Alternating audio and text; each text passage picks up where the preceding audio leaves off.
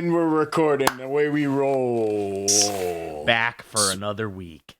Back for another week. And guess what, people? We have been doing so well with this two-man show. We've got it under so much control that we were like, let's add a third person to this and see what happens. After two shows, we decided that. And so today we have someone who is very, very special. Very sexy also. Well, this gentleman needs no introduction, but we're going to give him one anyway.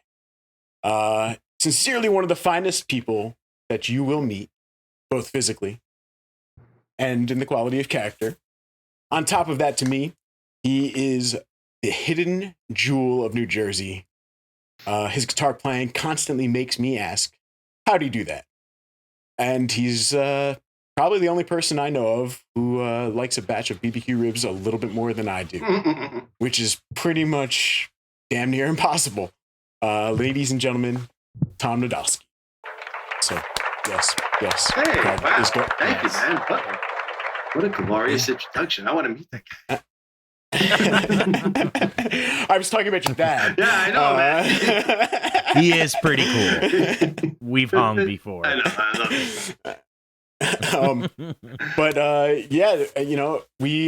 We're back at it. The last couple of weeks we really talked about soul music and how that transitioned into funk music. And then the last couple of weeks, Ben and I have been focusing on funk music in particular. And I guess now we're at a point where we really are, we could talk about funk music forever and ever and ever, but we wanted to start looking at where did it go after that? And the reality is, as I started to look at things and think about it, I felt it was, there's a little bit of funk in everything just about after it, so I think that today everyone kind of is going to be bringing to the table some different bands from different time periods that are funk influenced, I guess is the best way to say it. And I guess I dubbed this episode "Laying Down the Groove for the Future." Yes. You're so creative. I wish I could think of a name for our show, though. I know. We do still need a name for the show. So if anybody, once again, we'll do it another week. If anybody has a suggestion, leave it in a comment or DM one of us, because chances are you probably know one of us personally. Let us know if you have any good actual suggestions. We did get one suggestion so far, right? One. We have one suggestion so far. But,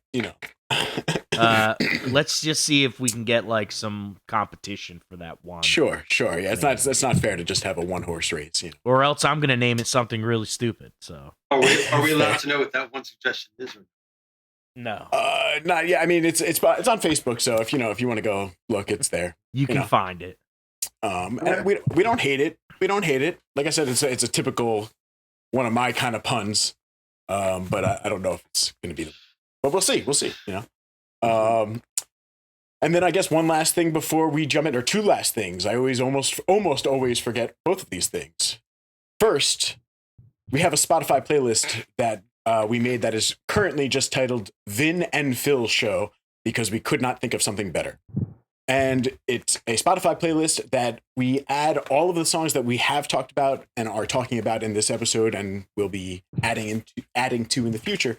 And it follows along. So you can stop these episodes at any point, go check out the songs we're talking about and really see what I'm talking about, or Vin's talking about, or in this case, Tom's talking about. I think that's the most valuable way to really go about listening to us, because otherwise you're just listening to a bunch of babbling. Yeah, makes it more enjoyable when you got the music to hear from what we're just talking about. Just hearing us talk about it is not as great as actually hearing the music, to be honest with you. No, that's for sure. And then the very last thing, we all of us are working musicians, and during this time, obviously, have not been able to gig, and so we've been taking our time to do things like this. And yes, we certainly do enjoy them. I love these guys in particular. However, we could use all of the support we could possibly get to be able to continue living the lives as musicians best we can until we can go back. So if you can help out at all or are interested at all in helping out, we all have Venmos, and they are all our names. I'll read them off to you. Vin's is at Vincent Mott. That's MOTT. Yeah. We have Tom is at Thomas, THOMAS Nadolski, spelled NADOLSKI. Correct. Sick. I was worried about that. Mm-hmm. It's like being in a spelling bee. And let's hopefully not screw mine up. It's at Phil, PHIL. There are people named FIL, so clarifying. PHIL dash Silverberg. That's silver like the metal, BERG. So if you can, please just help us out. Otherwise, enjoy the show regardless. And with that being said, let's talk about some music. Hell yeah. Yeah, that's what I came here for. Get some. So, where did we leave off last week, Ben? I think I was talking about Sly and the Family Stone. I think was the last thing. Was that the last thing? Yeah. Okay, cool. That's Yep. a good place. All right, Sly, that guy. So You know, we did. We moved ahead a little bit, talking about P-Funk, but then we went back to the late '60s and talked about Sly. all right. Yeah, we jumped around a little bit with timing last time, but I guess we'll try and stay a little bit in the timeline this time. And I know we've been tossing it back and forth who starts the show, but I guess for this particular case today, It would make more sense. Yeah, So- let's just keep it in that all right. somewhat of a chronological order. the best we can. All right, so let's see. I have been talking about wanting to talk about the meters now for a couple weeks. I've said it like every week, like the meters, and they're just. I guess they're interesting to me. Not everything they do to me is straight up funk.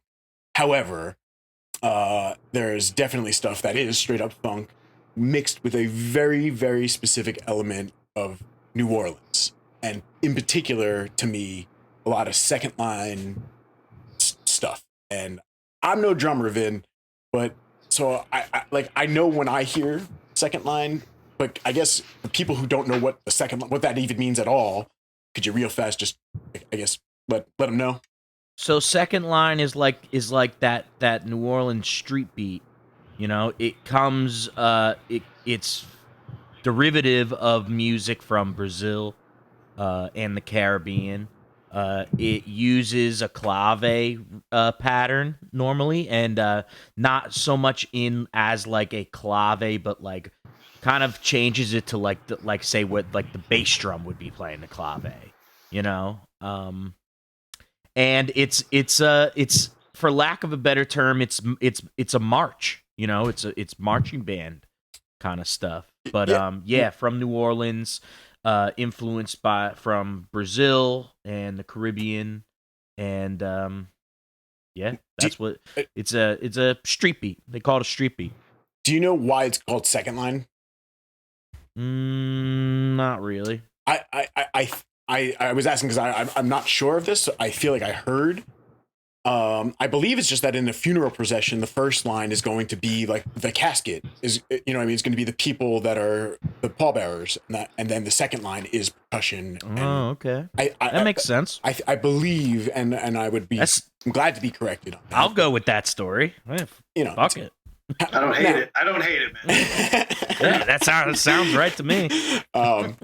So, you know, and if you had never thought about that before, if you go listen to the meters, I think you'll now hear exactly what I'm talking about right away. You're just going to go, that's what that is. If you didn't already know that. But the meters are notably a New Orleans group.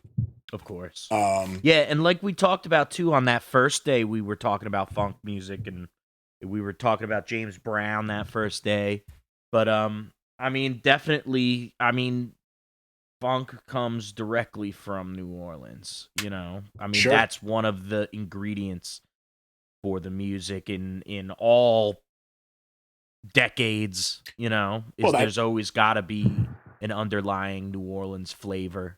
Well, I mean, arguably, you know, there's so much of the blues that came clearly from there, and then the blues being in everything after it, it's hard not to just automatically. Well, there's some hint of New Orleans in there. Same idea. It's just like it's kind of another ingredient to funk, to the genre and the sound. And like if you were going to like build funk from the ground up, those would need to be two of the most important bricks in that building. Sure.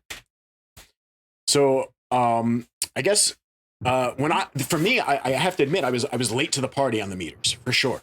I didn't really know of them until I had to play for an artist that shall remain unnamed. However, the bassist that was playing at the time, her name is Justine Tompkins, and she is a badass. She is from the John Ginty Band and currently plays with Albert Castiglia. She is the baddest of ass bassists around. I love playing with her, and she used to lay the groove down to a couple of these songs so well that I just became like, I gotta go learn more of these songs. So the first one that I really was introduced to was Sissy Strut, and I always end up picking kind of what's the low hanging fruit. Are you guys at least you know the tune a little bit? Oh yeah, come on, man. So it's like I said, it's like the low hanging fruit because it's like it's the number one when you go to Spotify to see what the top 10 are. But I think it's a prime example of what I'm talking about. That second line groove right away. Like what a weird almost broken drum pattern that's happening, but at the same time the deepest of pockets. Yeah. And the song's two parts. There's two sections really to the song, back and forth, and no vocal, just mean freaking playing. And so I real fast, I guess if people who don't know anything about the meters, some real important players and have gone through the band are still parts of it. George Porter is the bassist. Has been a prime centerpiece of the band forever, and still apparently, well, I don't know at the moment with COVID and such, but up until COVID he plays a steady gig down in New Orleans. You can go see him every week. There's George Porter killing it. Sometimes some other meters. The other guys, Zigaboo Modaliste is on the drums. He's the other central piece. It's the two of them that kind of are there to made the thing happen. And then Art Neville drum on and bass, keyboards. baby. Yeah. Drum and bass. And then Art Neville on keyboards is ridiculous. And we can talk more about that. And at different times, Cyril Neville was in the band also. So that's where when you hear people talking about the Neville brothers, this is who we're talking about.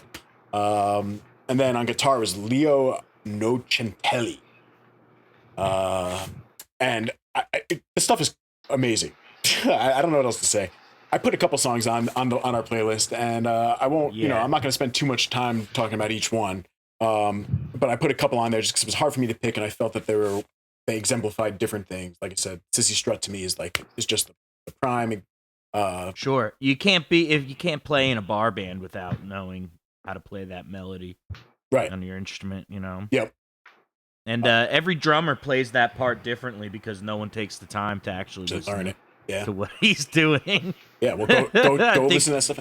Well, how many drummers have you ever seen overplay that damn song? Well, to me, again, not being a drummer, there's stuff that sounds like linear drumming, like where he's never hitting more than one drummer at a time. Sure. And I think that's kind of what makes it super cool and really difficult at the same time to figure out what the hell's going on. Sure. We know how hard it is to play easy things, like to play a blues, like to make how hard it is for people to. No, and I guess that again, that's the quintessential part of the funk stuff in general. We've been talking about how it's one progression played to perfection. Often, right. Maybe a B section, take it to the bridge and back, which is exactly what this tune does. Right, like a loop. Yeah. It's got to feel good. That's the rule, period. Yeah, that's it.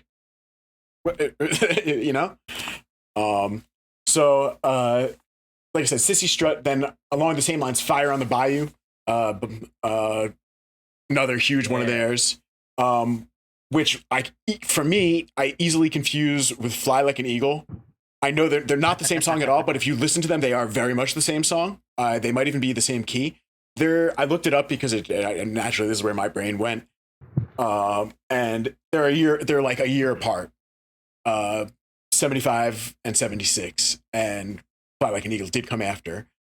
I'm not trying to say Steve Miller stole anything, because to be honest with you, that guy is a freaking genius. I don't know if you guys know about it. He produced and wrote that song. And if you know that song, like that song, I also added it to the list because you got to go listen to it. There's the little pieces, the production in that is ahead of its time. Yeah, and his backstory is crazy. I think like Les Paul was like a family friend, so he was just like, Yeah, you know. I heard his I heard that his dad had something to do with the music industry back in the day, and he used to host house parties and I think there's a story of like Son House was like playing in his living room. Yeah, it was just like at one of his dad's like house parties. Yeah. or no, I think it was T-Bone Walker. Because he lived in like Dallas, isn't he from Dallas? Right, Steve Miller, the Dallas area. That sounds about right. That's another. Maybe we'll do a Steve Miller day one. Well, again, we should. I mean, I touched on it briefly. Like I said, I didn't want to spend too much time on it anyway. But he really, to me, is remarkable. And the first time that Fly Like an Eagle got played live, it was with the Marshall Tucker Band and Buddy Guy and Junior Wells. So it's like in terms of like a badass blues lineup. Holy crap! I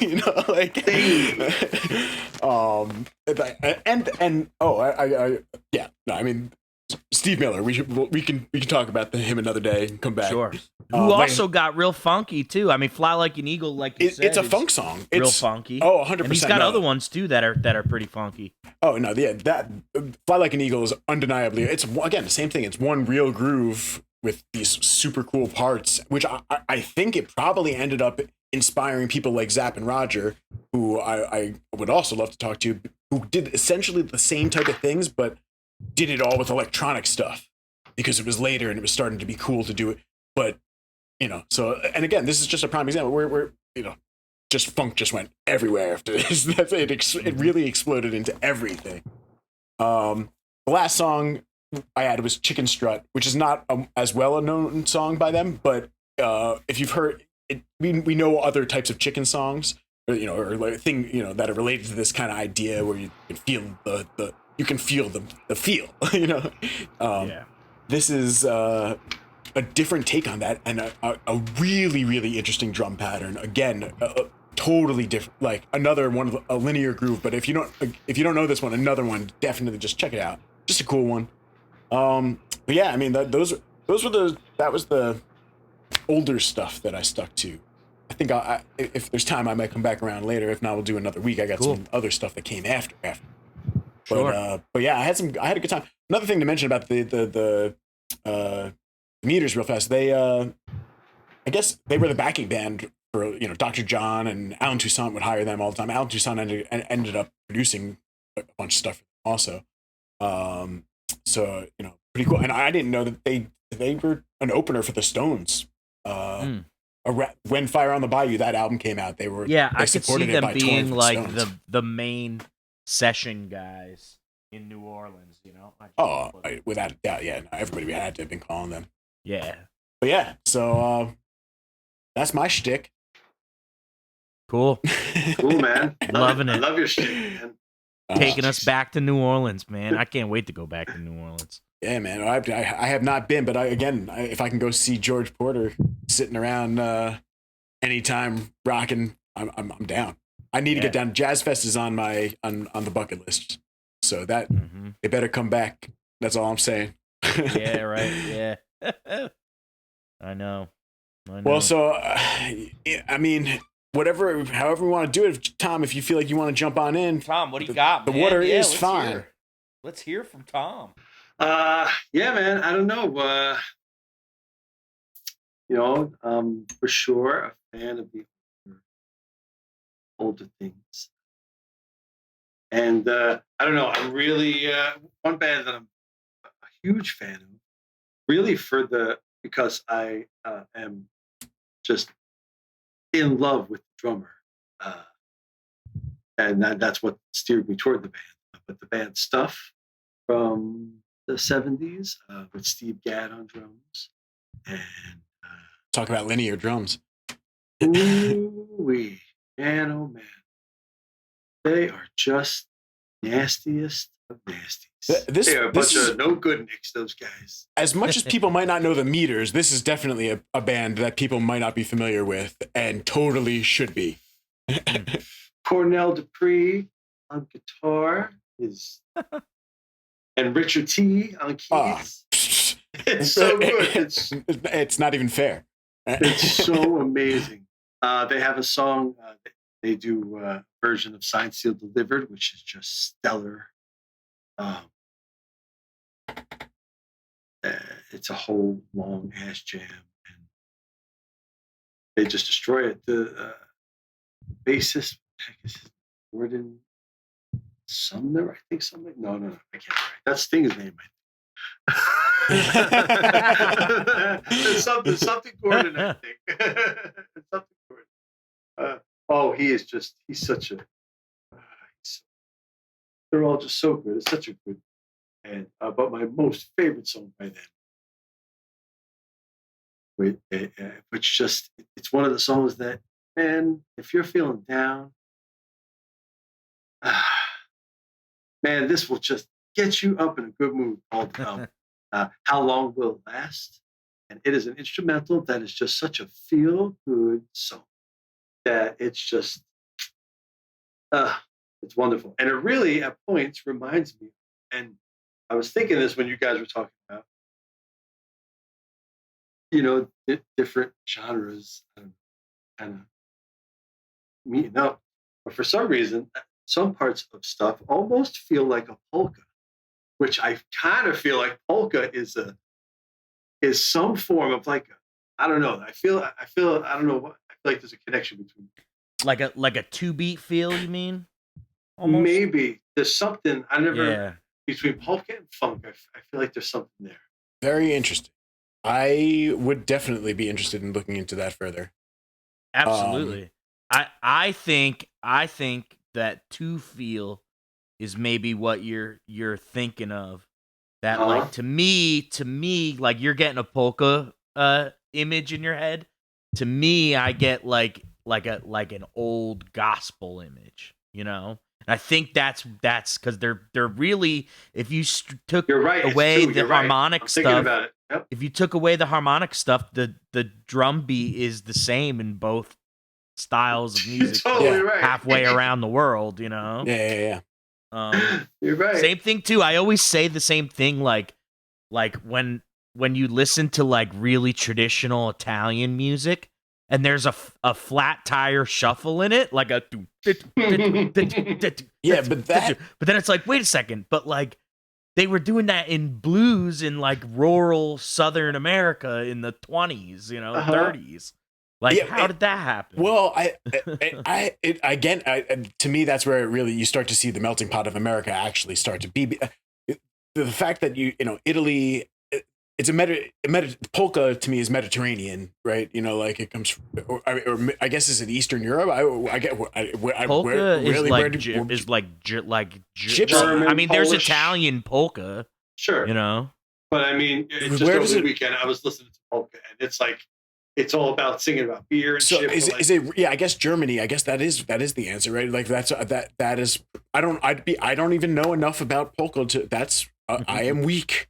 Well, I've been to many found my weakness. I've been to many Polish festivals in my life as a child. And polka was playing, and they had kielbasa hanging, and hoagies, and it was just glorious. Yeah, there is like a lot of polka in like Italian traditional music. I mean, normally you think of like the tarantella as like Italian traditional music, and that is true. But there's like all sorts of genres in like traditional Italian music, just like anything else, Sure.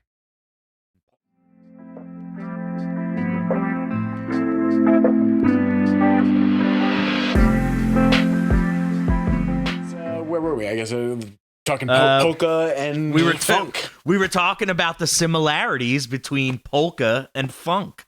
Yes, thanks to our special guest today, Mr. Tom Nadolski. Yeah, it's true. We would not have gotten to polka today, that's for sure, without Tom. Wasn't on my mind. No. It never is. You never expect your day to go to polka, but when it does, it's a great day. Well, you know what I'm saying? In all seriousness, do you recognize like how much of in other music do you ever hear a polka influence? Like, have you ever heard something else and gone like, I've heard that melody from a polka song? Can I say the only time I have felt that way was that dude who was famous like 10 years ago on like MTV and shit. He was like the punk rock gypsy. What the fuck was that guy's name? He was like a punk rock gypsy. He was like a one-hit wonder. He was big for like 5 minutes in like 2012. I can't think of his name. But he's the only guy, and he was such like a joke to me. Like, maybe he wasn't a joke to his fans, but like it seemed like such a joke that that's the only place I could really say that I've heard, like someone seriously doing polka that's not, like Tom said, like at like a Polish festival or something, where like that's outside of like your normal traditional realm, Sure. Nothing wrong, fuck polka. Well, one of my students brought to me, They Might Be Giants. Is that who you're talking about? No, I'm talking about way after them, but yeah, I know. I don't know anything about them. They've got a couple hits. Crazy. Yeah, but they got a couple hits. And Istanbul is one of my, that song? Istanbul, not Constantinople? Is, for people who know me, it's like an important song in my life. I think you guys have probably both at some point met my family friend, Redhead Ed. Yes. At Finnegan's. So Redhead Ed, at my bar mitzvah, put on a whole show to that one song. And it is, if we have the video somewhere, and I hope someday that it makes him very famous, because it shows how talented he is. But I had no idea about that song until then. That's why I know They Might Be Giants. But didn't they have another? Weren't they? I Will Walk. They have another huge hit though. There's like, is it 10,000 Miles? Now I'm gonna have to go look it up. Yeah, I'm gonna have to look it up. I definitely know that band though. But that's not who I was thinking of. I forget. Go something was the dude's Bordello? name. That's it. Yeah, that guy. Yeah, that guy. Right. That's it. Go Bordello. Yeah, right. I don't know. I kind of dug some of his stuff. He sung in like 6 languages, dude. That guy like legitimately like spoke. I don't know. It wasn't my style. It's a thing. It was a thing for sure. Yeah. And he was big for half a second in like literally. From like 12 to 12. You were like, wow, this is the next best thing, and he was gone immediately. But maybe he's still playing. Who knows? Anybody know? Is he still playing around? Anyone out there? I'm sure. I guarantee. Any big go whatever fans? Is it go or go goal? I think it was like an L in there. I don't somewhere. fucking know. You think Finn knows that? Fuck that. Think I fucking know or give a fuck? Or care? See, I forgot the feature I want to add to our show is the fuck counter. The F-bomb, the official Vinma F-bomb counter. And I think that we should make it, basically it's going to be we're going to have people start guessing how many F-bombs Vin's going to drop today. Yeah. And the winner is going to get a Vinmont beer koozie. Yes, a Vinmont beer koozie, complete with obsolete URL right printed right on the front. That's how you know it's one of a kind. Vintage style. Not as vintage as the old Hot Mots R&B T-shirts that certain people, certain old school heads, they're collector's items now. I don't have any of those. I might have a couple of smalls back home in my parents' basement because it was $1 million seller. I have 1 million of them in my cellar. I gotta find mine. It's not my joke. I can't take credit for that joke. It's not mine. I gotta find my shirt. I think I was probably twice the size when I got my first Vinmont shirt. So I got a small back home with your name on it, man. It'll make a good sock for your right foot. I was gonna say, yeah, that's great. Gee, thanks. It'll make a great forearm warmer for you. Well, so Tom, you were talking about stuff, and that's how we got to polka. I dig it. Was there any more on stuff? And there's not, no problem. I just, it's a band. Like I said, we definitely should. I'm excited to put it on the playlist because, like I said, it's one of those. It's a must know band. I will say this. It's potentially musicians' music. You know what I mean? It's I think that the layman, not, I mean, no offense by that, but might and will enjoy some of it. And there are definitely people that are just music lovers that are just like listeners, not players, that'll gladly enjoy it. But at the same time, I think the reason that we appreciate on that whole other level is it's got all of the things that make funk great in the simplicity of funk with all this complexity at the same time. You know what I mean? And and it's the most amazing. I don't know. You know, I think it really is the perfect point of simplicity and how difficult you can make it. I'm not saying it well, you know what I'm saying? But like they might be only playing one chord, but the intricacy of the rhythms is on a whole other level than we've seen in some of the other funk stuff. I know what you're saying, man. Yeah, you just the way you said it. They're musicians, you know? Yeah. It's music that like definitely can be universally enjoyed by all, but musicians will have a special appreciation of it because of exactly what's going on and how they're doing it and how creative they were at making it, you know?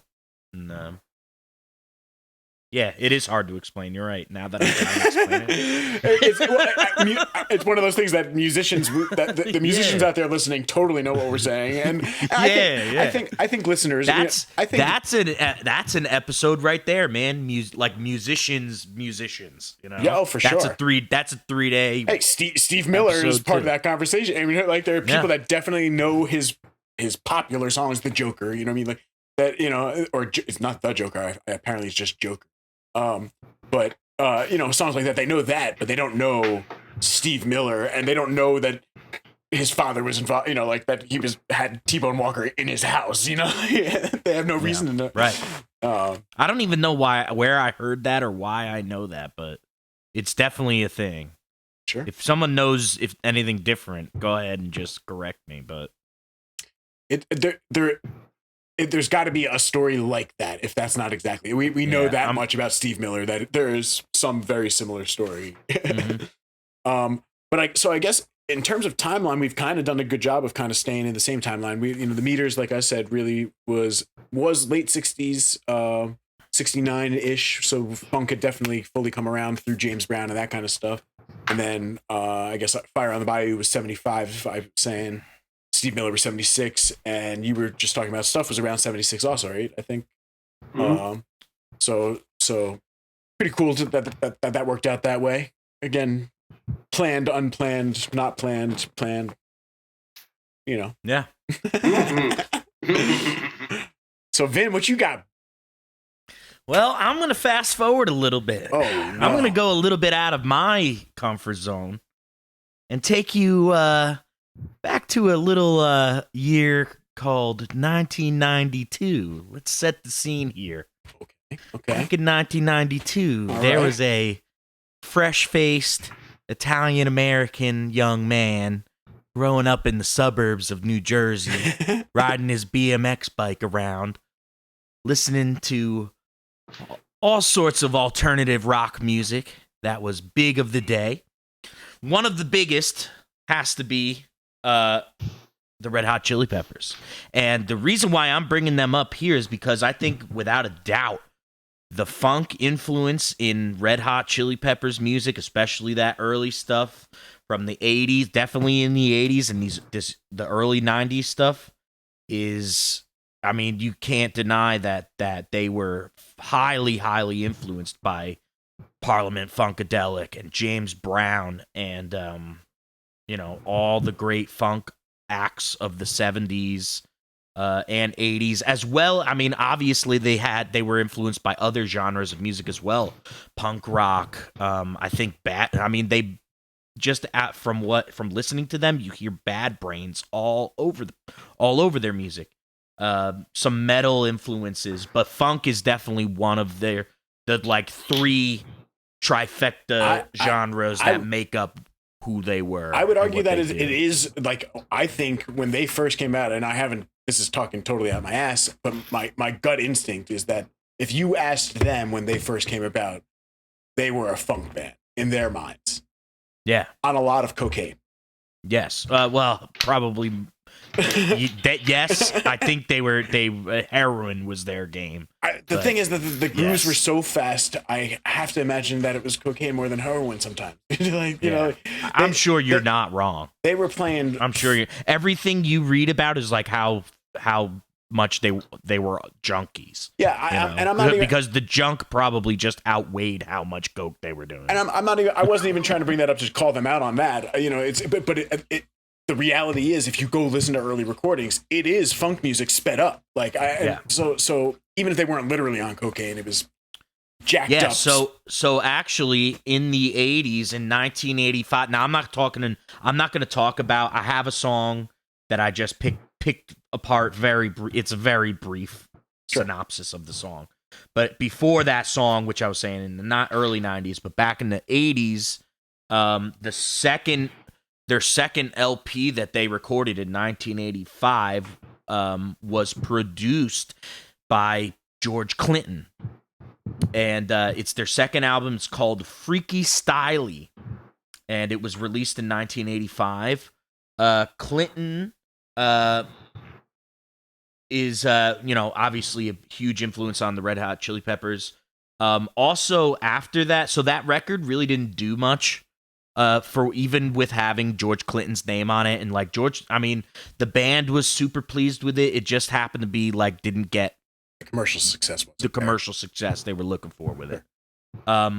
Just after that record came out, or no, I'm sorry, for the same record, for the same album, Clinton brought in actually Maceo Parker and Fred Wesley, both from the James Brown Band, to play on that record, which is really sweet. And even with all these heavy-hitting, old-school funk guys all over this record, it just didn't do what they wanted it to do out in the world.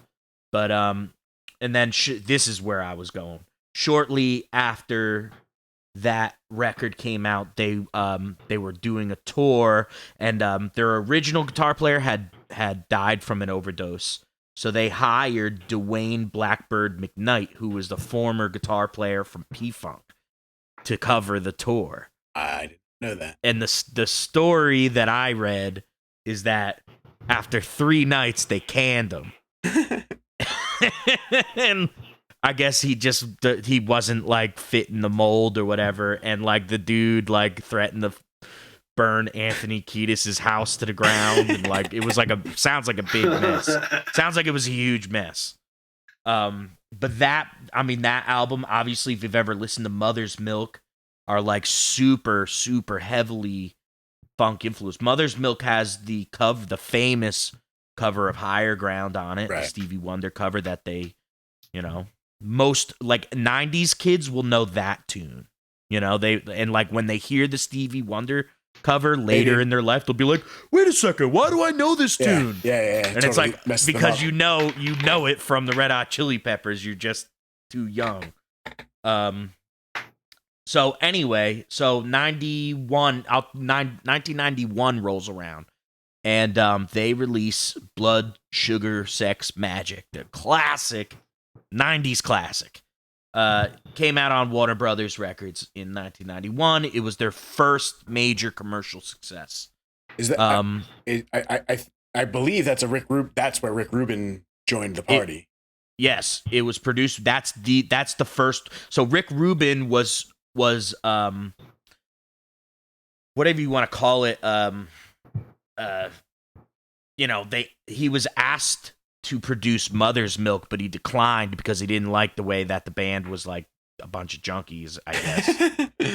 And he declined to do it. That's what I found. Is like he declined because like their heroin use scared him. Sure. Yeah, I get it.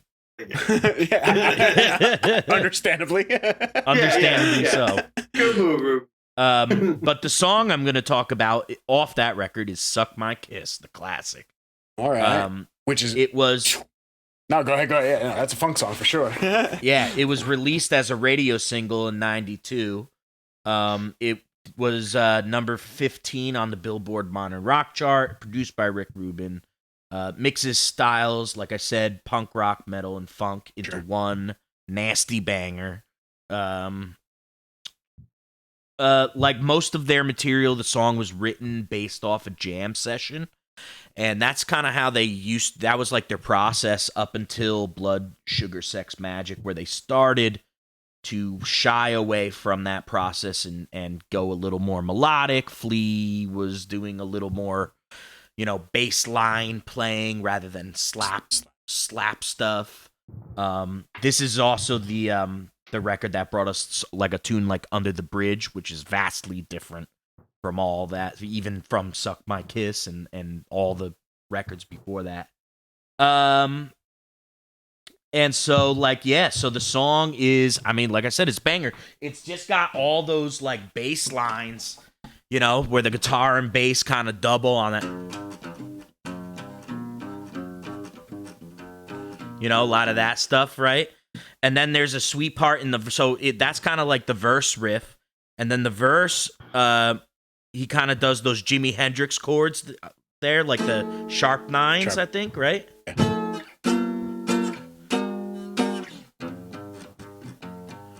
But then the chorus, so there's like a pivot point, which is where they play like a B7 chord at the end of the verse. Yeah. The whole verse is in F, right? Mm-hmm. Let me just actually start with that.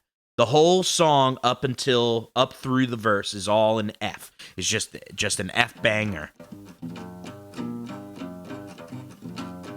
And then they pivot on this B7 and go to E. Oh yeah, it's weird. It is strange. It's kind of, that's where he switches to like the rappier kind of delivery. Yeah. Goes to E.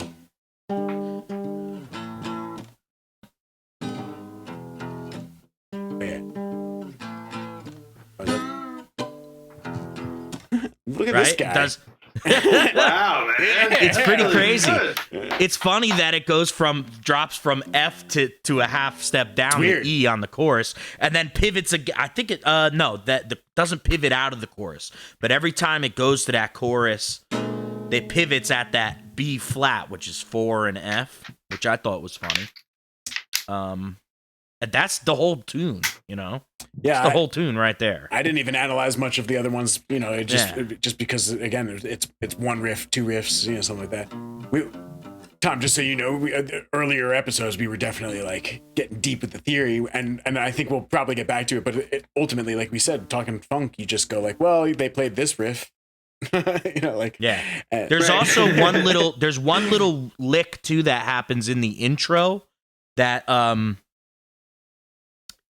it goes D, I guess you'd say E sharp, because that would be, well, let me see. Yeah, so it's D, E flat, G, E. So it's like sort of in between that.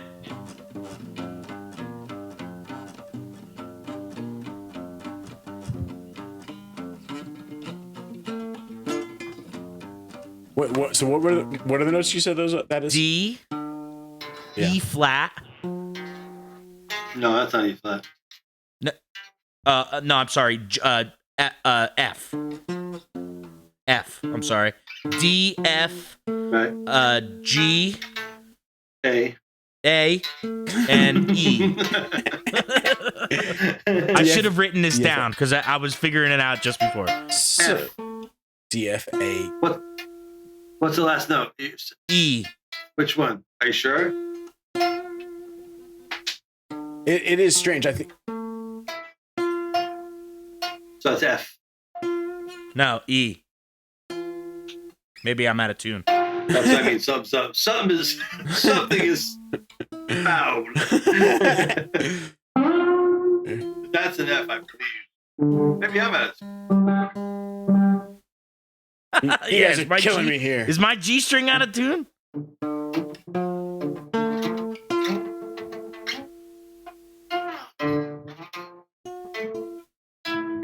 Yeah, it's whatever it is. I'm playing it at the 9th fret.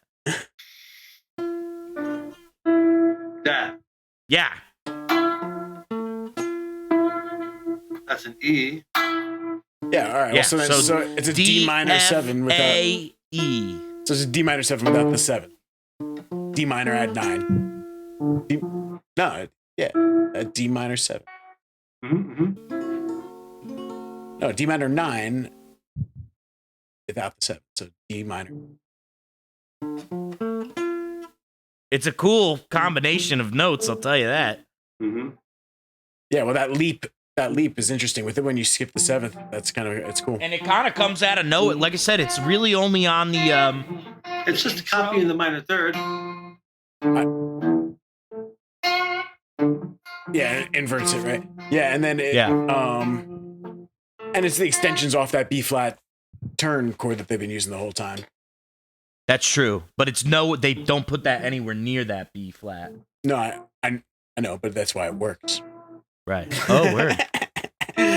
Theory guy over here. Phil's theory lesson on Thursday nights. Check it out. Yeah, I didn't do it last week. I don't know what happened. I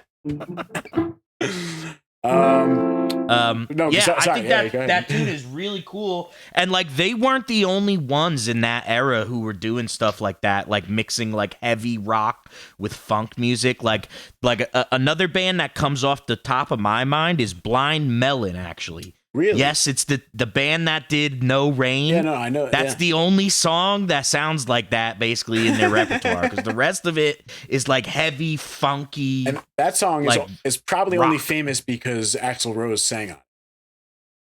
He's a background vocal on that. Is he? He grew up in the didn't know that. He grew up at the same town as the guys from Blind Melon. So they like. I never heard that once. I've never heard that. But I don't. It's.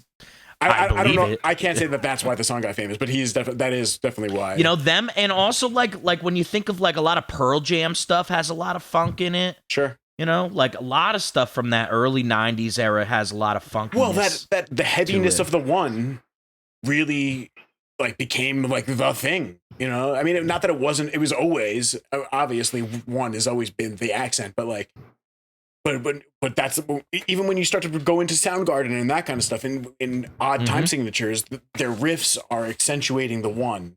Yeah. The way that a groovy funk line would be trying to accentuate the one. So, so I definitely at this time period, I actually at the same time period, I went a little bit more straight up the gut funk, but Jamiroquai came to mind when I started thinking about it. And sure. I was like, yeah, I was actually thinking about them too. They don't have necessarily those other punk, you know, like they're funk. Yeah, it's a different than that, but yeah. Yeah. Yeah, that like there was like a almost a subgenre, I would say, in the 90s of like funk rock, you know, like alternative rock mixed with funk, you know, and definitely the Red Hot Chili Peppers were like a front runner in that. Yeah, well, so I'd be interested. Sure. They're a California band, right? So I'd be interested to see how many of those bands was that a California thing or a West Coast thing, not just California, obviously grunge. Probably so, but yeah, you'd have to look into it. Maybe cool. I will. I'm gonna look right after I get done researching polka. Hearing that song today, listening to that song like 5 times in a row today, was just like, man, like I could see my bike going down riding down my street, like with my Janko shorts on that were like wider than hell. There's a guitar riff in there that you might have even played it. Oh, you did play it with the bend, but it just sounds really big. Yeah. It just sounds really chorus. gigantic. Yeah. Yeah, no, it's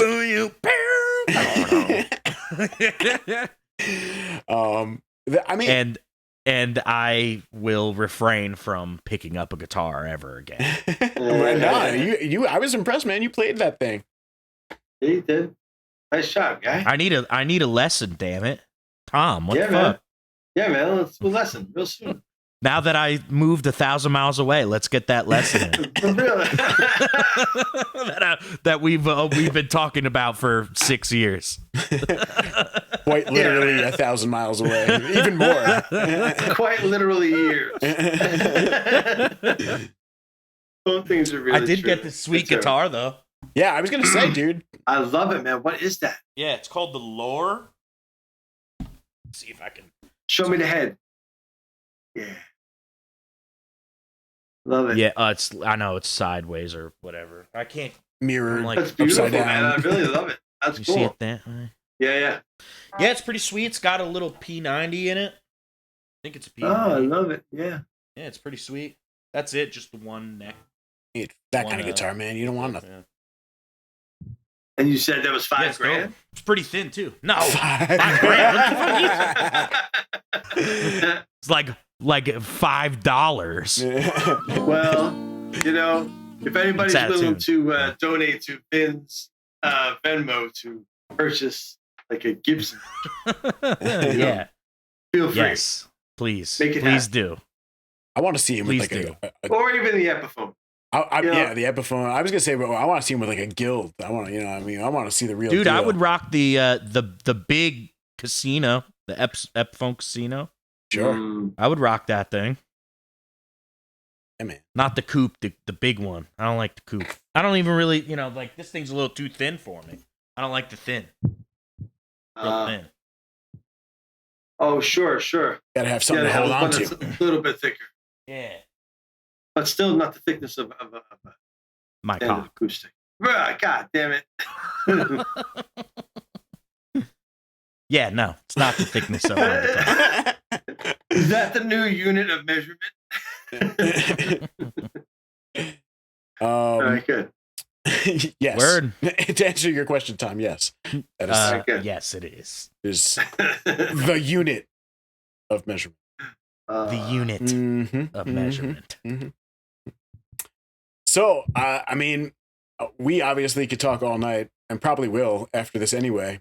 But I mean, anything else we want to touch on before we say goodnight or goodbye? What do you think? What do you think we'll do next week, Phil? Well, where do we go we now? have to see if we will have some other special guests on. We're definitely gonna have to have Tom That's back true. on.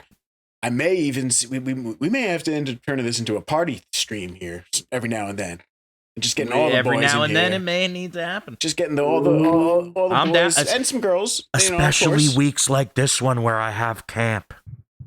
All right. All right, The more all right. people to talk rather than me, the better.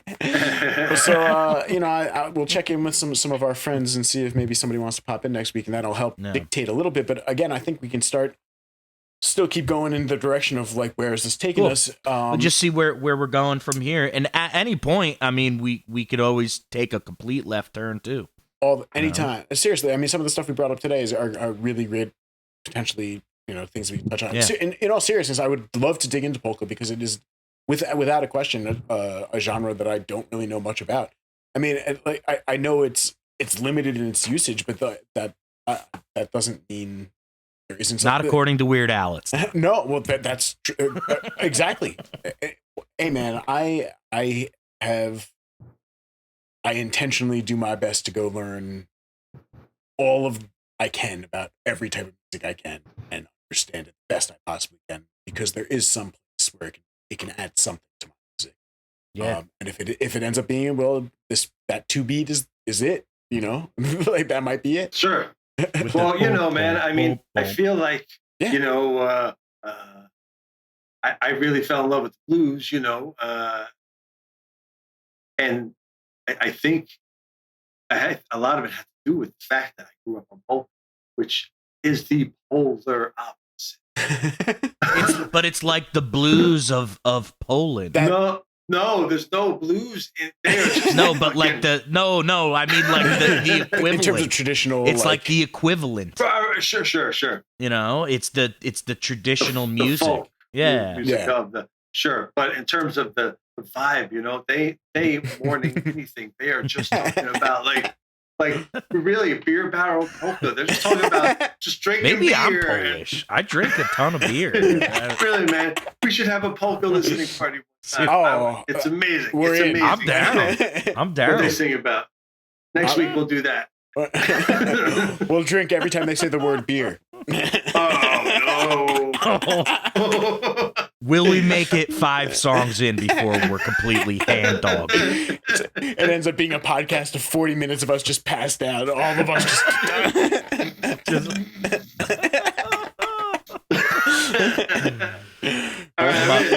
Mustard all over I would my pay shirt. money for that. People have paid money for like crazier things.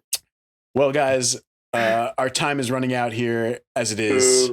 But it has absolutely been a pleasure. I guess one last thing, let's chime back in with our final reminders. Yeah.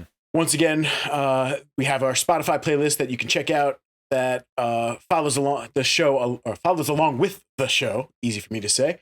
And it has all of the songs that we talked about today, to the best of our ability, will be on there. And also all of the songs that have been we've talked about in the other other shows we have talked about. Obviously, I'm getting tired. I no longer can speak. But check out that playlist in general. I say it every week, but like at this point, it's just a super dope. It's playlist. so cool. Yeah, it's a really great mix of music at this point. It really is, and it's super eclectic because we've really been talking about everything and everywhere. You could put that shit on at a party and just let it ride, and you'd be good. Yeah, nobody would. At the very least, if you put that on where people are just chilling, I guarantee you're going to get every song. There's going to be somebody who goes, "I love this song," and there's going to be somebody else who says, "I've never heard this song." I think that'll happen again and again, and it's awesome. I think that's an awesome experience. That's what this is all about. What do we like? Fuck yeah. No, that is what this is all about. So yeah. So that being said, check out that playlist. In addition, as I said before, we are all working musicians, and we could always use a helping hand. In particular, right now during the COVID situation, you're willing or interested, we all have Venmo accounts. Vin's is at Vincent-Mott, M-O-T-T. Tom's is at, I'm going to bring up the spelling so I don't butcher this again, is at Thomas, Thomas Nadolski, Nadolski. And mine is at Phil-Silverberg. And like I said, no pressure. Just if you're feeling like you want to help us out, we'll certainly appreciate it. And I guess that about does it for us. So thank you guys. Yeah, baby. Shameless self-plug. Country Blues in Quarantine comes out Monday, July 13th. I don't know. Next on my Monday. screen, Really? Yeah, check it out. He recorded it himself, wrote it himself, played it, everything except for the bass. Himself. Mixed it himself.